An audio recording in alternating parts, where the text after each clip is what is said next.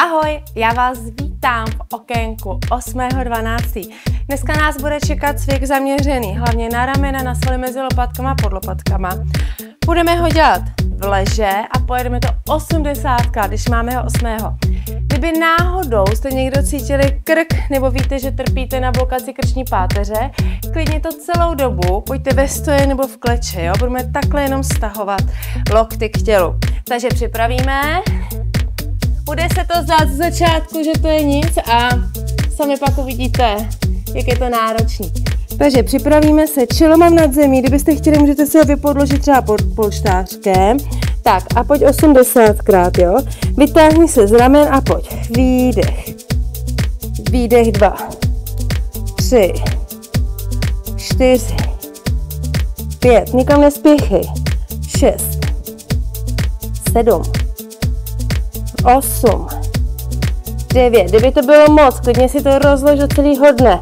Pojď 11, 12, 13, 14, 15, 16, 17, 18, 19, čtvrtina za náma, pojď, 1, 2, 3, 4, 5, lokty do země, jo, 6, 7, 8, 9, máme 30, 1, 2, 3, roztažený prsty, 4, 5, 6, 7, 8, 9, jsme v půlce, klidně pauza, nádech, výdech,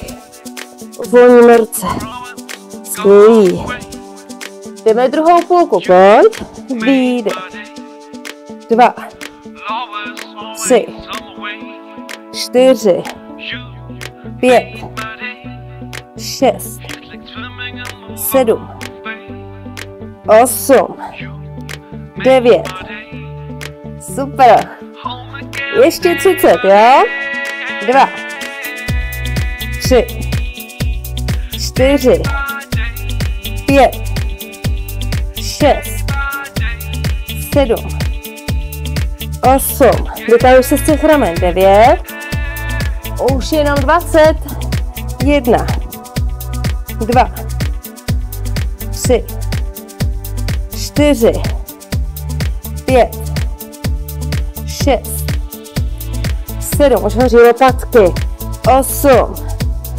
9, 10, poslední desítka, 10, 9, 8, 7, 6, 5, 4, 3, 2 a hotovo. Tak, chviličku sedneme na paty a protáhneme.